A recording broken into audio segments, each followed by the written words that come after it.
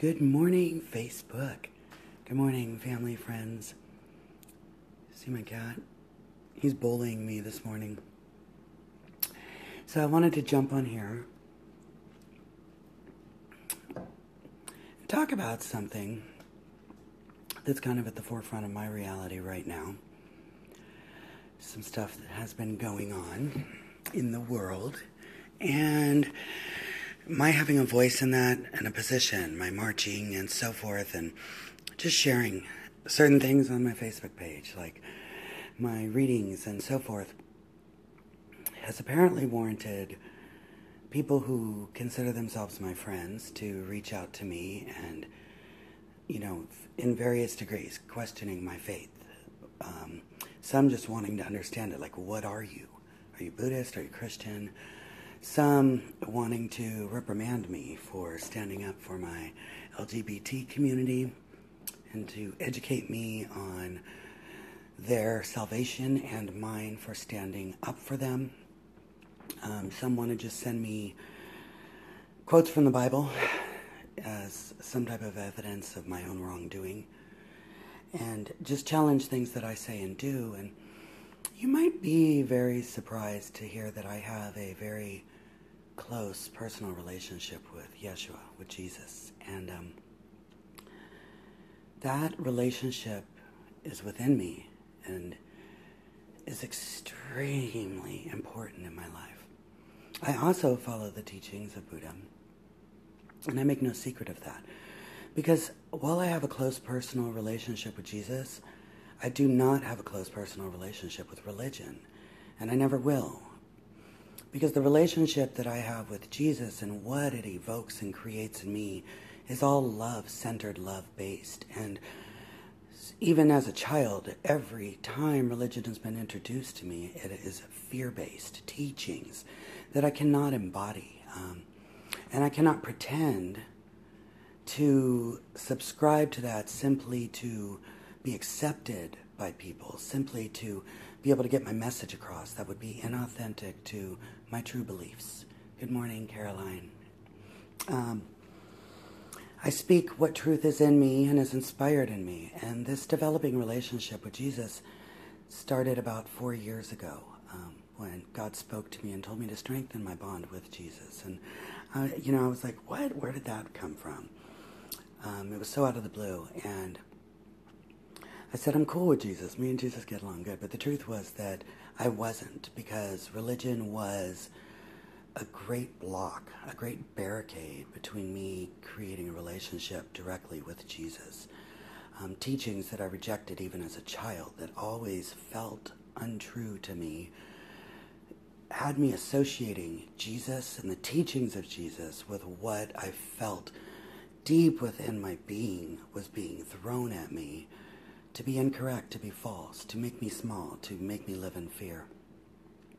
I was recently told by somebody that I love dearly that I am dead in spirit for marching for gays. I am dead in spirit. And I recognize that this person really loves me and wants my soul to be saved, and is in fear that this person went on to tell me how this is the end of times, and the world is lost, and so many souls are at stake. And I recognize that they genuinely are trying to save as many souls as they can. But it's not the way to do it. Here's the thing. If I truly believed that these were the end of times, that we were born sinners, put into a world full of temptation, and if we succumb to this temptation that we're born, it's our nature to do, we're going to be punished hell eternal. If I really believed that, and believed that these were the end of times, I would be busying myself doing as many godly acts as possible. Not busying myself judging, condemning, separating, justifying. I would not be, if I believed that we are born into sin and that all these things listed are sins, I would not be committing certain sins to condone other sins and feel secure that I'm saving my own salvation. So the whole concept to me of reaching out to tell me that I'm dead in spirit, or that people are going to burn in hell or anything like that. It's a direct reflection of why I reject religion, why I will not call myself by any religious name, but I do support all beliefs. I support everybody having their beliefs. I believe that all paths lead to righteousness, that all paths lead to God. And the relationship, my personal relationship that I share with Jesus, the light of Christ, Christ that lives within me, and the Christ I see in every single one of you, teaches me love, teaches me to open my doors, teaches me to open my heart. My beliefs do not lead me to see the enemy everywhere. My beliefs do not lead me to see the devil in those who would speak of love. There's people who think I'm being overtaken by demons and devils because I speak of love.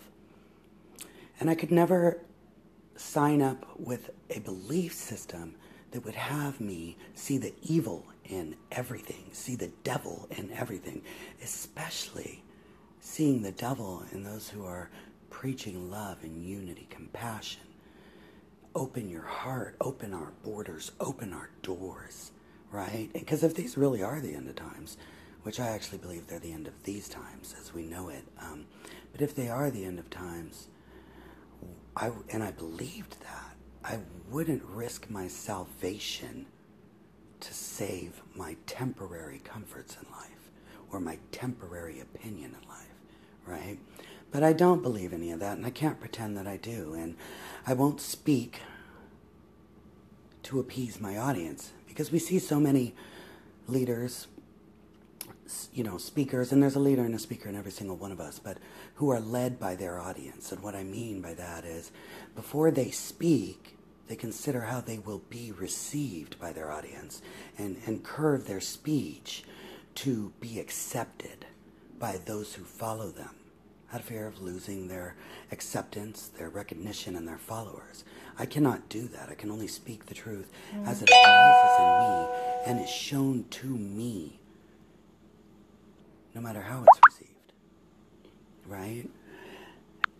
I also recognize that my truth is an ever-evolving thing and that I'm learning and growing, and I'm a fetus, and so I openly share when I discover I've erred or been wrong.